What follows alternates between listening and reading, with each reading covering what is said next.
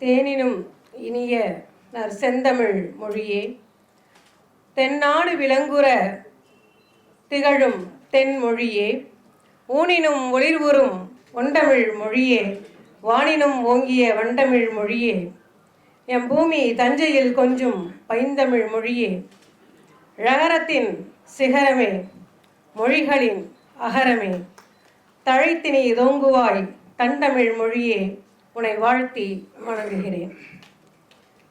அவையோருக்கும் சபையில் வீற்றிருக்கின்ற ஆன்றோர்கள் மற்றும் சான்றோர்கள் அனைவருக்கும் என்னுடைய அன்பான வணக்கம். இன்று மகளிர் தினம்.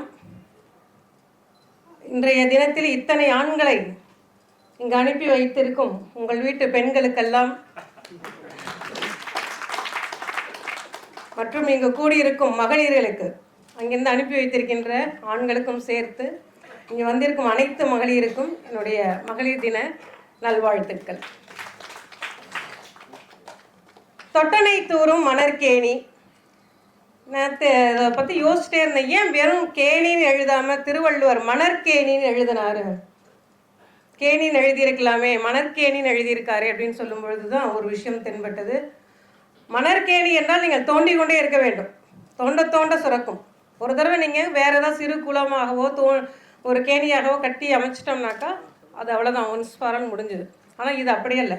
தொடர்ந்து நீங்கள் அதை தோண்டி கொண்டே இருக்க வேண்டும். அப்படி இல்லை என்றால் அது மண் சரிந்து மூடிவிடும்.